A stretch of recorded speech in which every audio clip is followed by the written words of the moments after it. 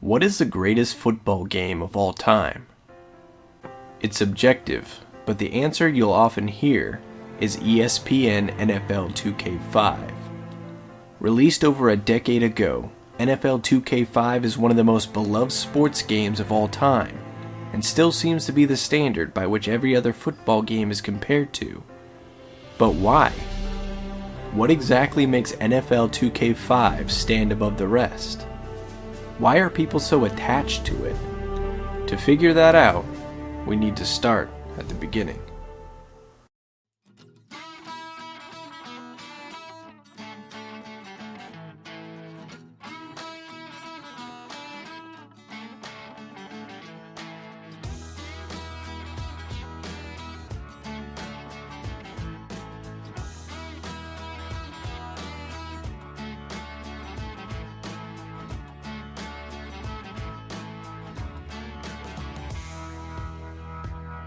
Visual Concepts, a Northern California studio, is known today for their work on the many 2K sports series.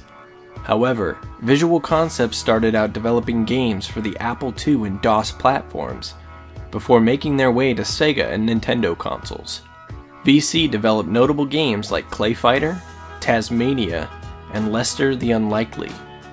But it was their work with Electronic Arts that serves more interesting to our story. EA commissioned Visual Concepts to develop Madden NFL 94.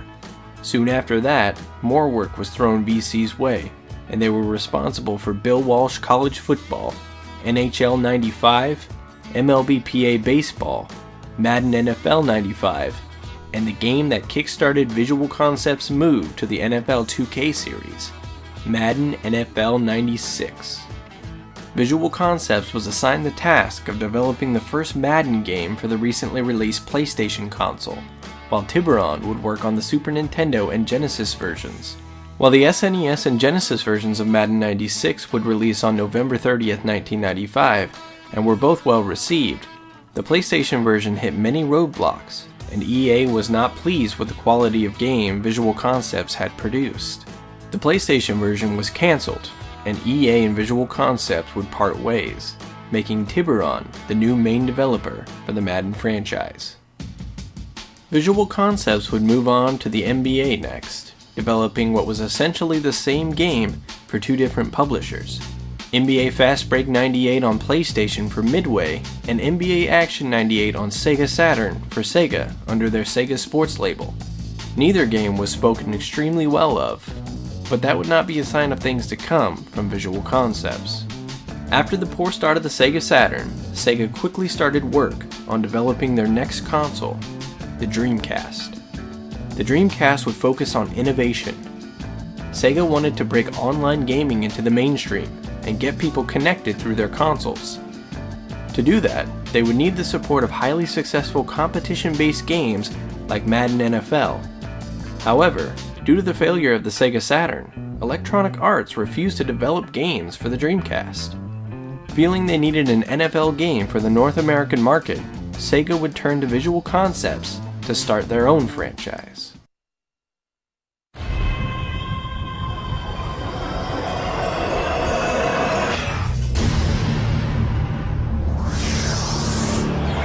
And he kicks it downfield to begin the half. Ismail fields the ball. Moon zings it center field.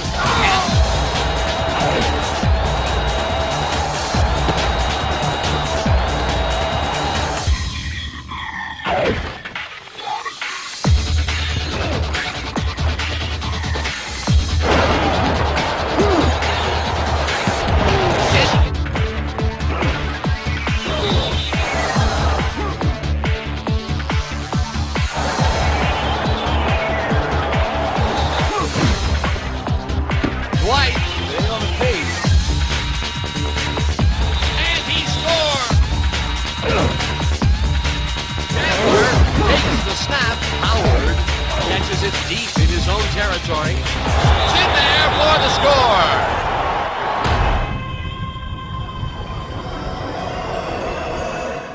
9/9/99 was a date that gamers will remember their whole lives through. September 9th, 1999 was the launch date for the Sega Dreamcast, and with it came an impressive list of launch titles, including Power Stone, Ready to Rumble Boxing, and Sonic Adventure.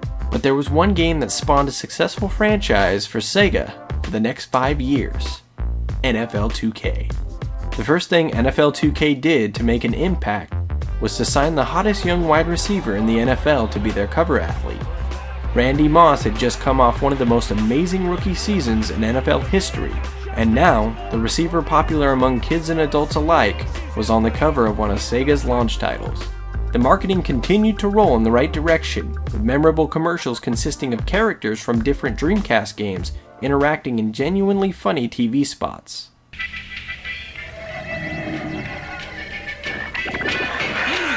Made, Randy. You have no idea how it was back in the Genesis days.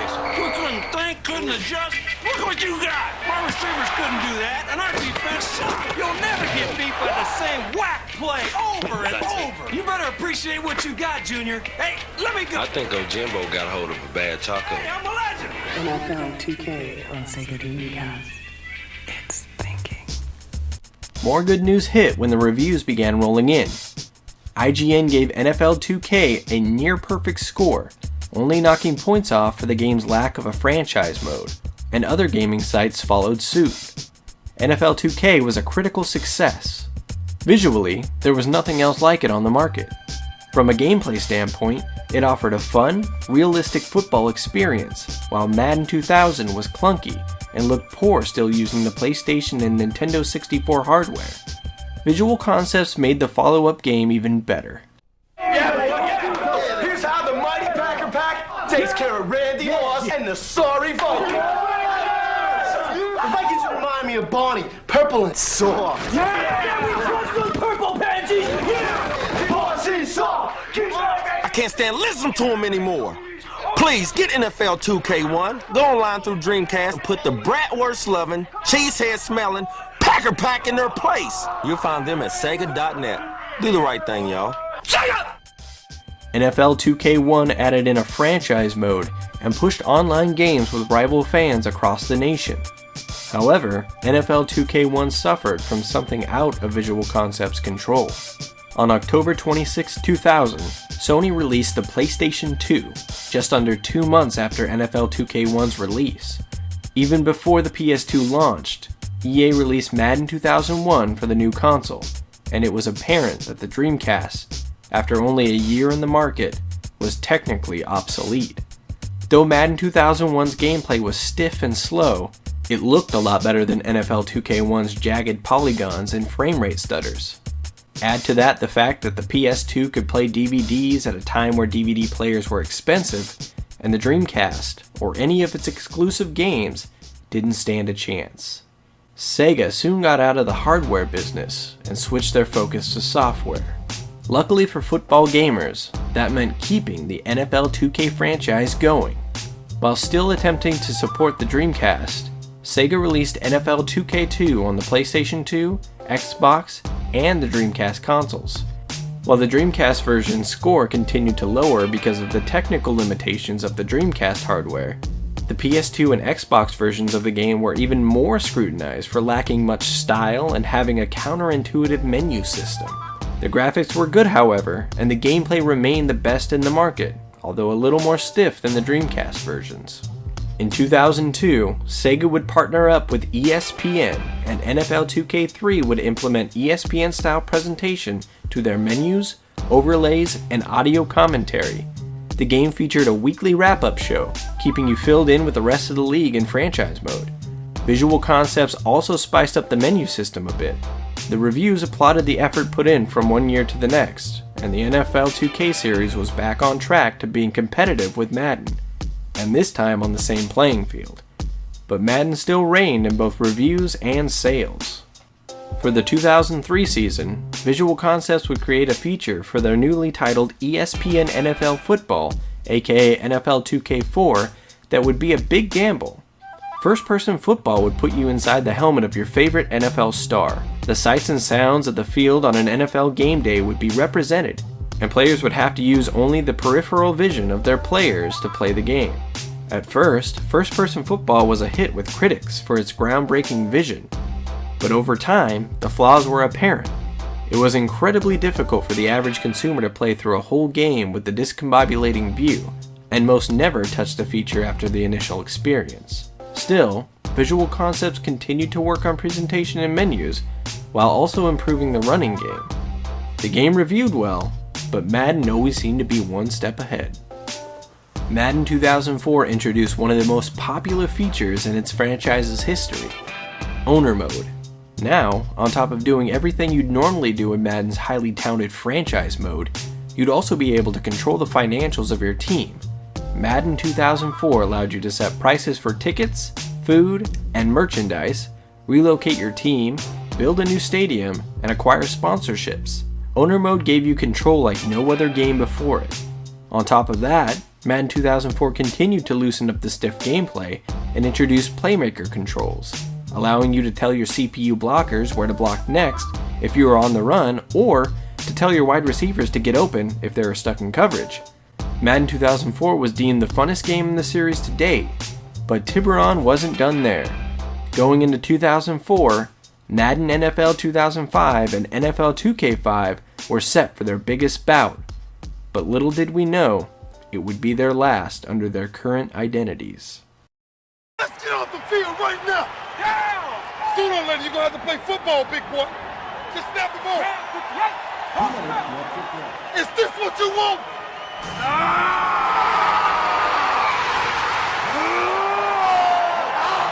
This belongs to the defense.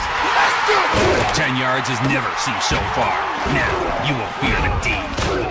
Madden NFL 2005, rated E for everyone. EA Sports. It's in the game. Like Playmaker controls the year before, Tiburon set out to create a control feature that would add fun and excitement, this time for the defense. The hit stick would make its debut, and EA would recruit the most popular defensive player to be on that year's cover. In fact, up to that point, Ray Lewis was the only defensive player to be on the cover of Madden, ever. But that was just the tip of the iceberg. Tiburon also completely remodeled the way their game looked. New player designs made it look like players were actually wearing their pads, as opposed to the pads looking like an extension of their body, and had physical heft to them. The new lighting system showed us details in the skies and transitions from afternoon into evening. An overall polish was put on textures as well. And when many thought it was going to be tough to top Madden 2004's Owner Mode, Tiburon added in a radio show hosted by real-life radio persona Tony Bruno, and a newspaper information center sponsored by USA Today. Madden 2005 had all the momentum going into late summer, a mere months before release. NFL 2K was looking like the early loser. That is, until Sega's guerrilla release tactics changed the whole landscape. The clock will continue to run. 4th down, seconds remaining. They're going to need to call a TO. Yo, this is T.O. Game Informer calls it the one football game you must have. Yeah. And IGN says it will own your soul.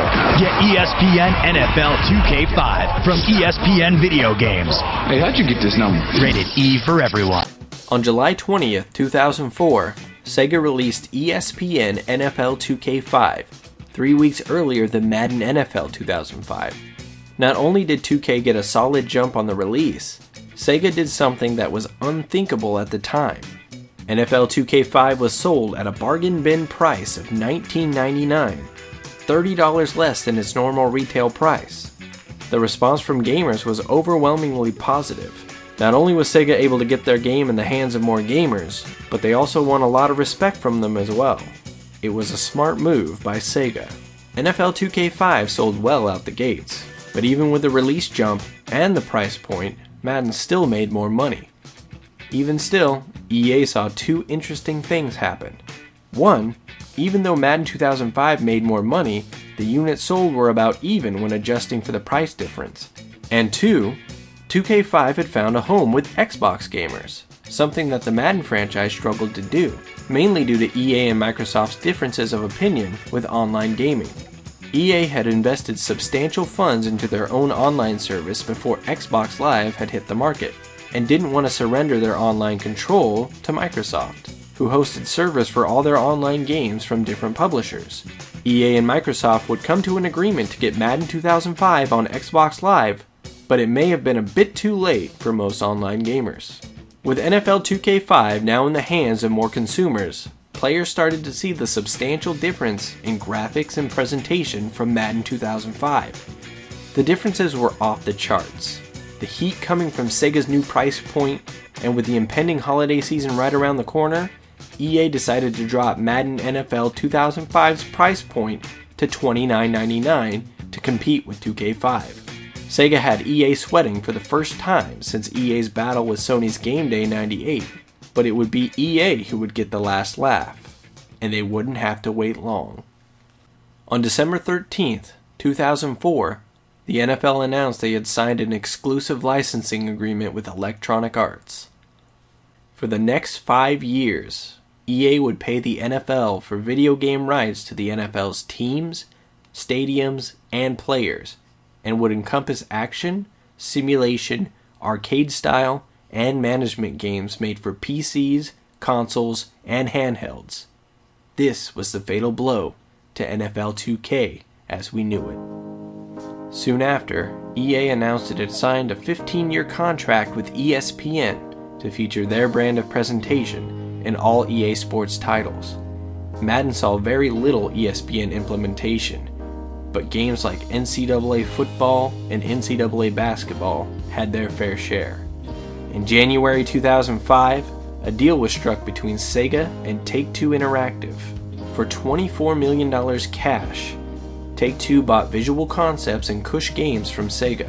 The deal included the rights to intellectual properties associated with the Sega Sports titles, as well as the 2K brand name. NFL 2K would never be published under the 2K label. Ironic, seeing as how the NFL 2K series was the main reason for the popularity of the 2K name to that point. Take-Two would greenlight an unlicensed football game called All-Pro Football 2K8, featuring legendary former NFL players, but it would not go well. However, that's a story for another time. For now, we look at NFL 2K5, and I'll ask the same questions I did at the beginning. Released over a decade ago, NFL 2K5 is one of the most beloved sports games of all times, and still seems to be the standard by which every other football game is compared to. But why? What exactly makes NFL 2K5 stand above the rest, and why are people so attached to it? 2K5 was not built in 1 year. It was built on a great foundation, starting in 1999. It adapted. NFL 2K kept its vision and meddled in the details. Visual Concepts knew they'd probably never overtake Madden, but that didn't stop them from putting the love and careful detail into each and every one of their games. One of 2K5's best features is their weekly SportsCenter wrap-up in franchise mode, but NFL 2K3 had one as well, as did 2K4. The graphics largely stayed the same the whole time on PS2 and Xbox. The announcers were just as delightful on NFL 2K as they were in NFL 2K5. So why is NFL 2K5 held up as the benchmark? It was everything outside the game that helped 2K5 earn reverence with gamers. It was the low price point. It was the early release. It was staying true to the foundation Visual Concepts created. It's the theory that NFL 2K5 was so good in everything that it did that it nearly knocked over the giant that was Madden NFL. It was the heartbreak of monopoly. NFL 2K5 is so much more than just another football game. It's a reflection of both the good and the ugly side of corporate America and the video game industry. It's the beauty of one last goodbye. Will we ever see it return? I hope so. I don't expect it to ever come back. And I'll deal with that by popping it in every now and again just to remember a time when we had a choice between our NFL video games. Just to appreciate the incredible effort from Visual Concepts, but more so than all of that, play a video game that still holds up to this very day. This was the legend of NFL 2K5.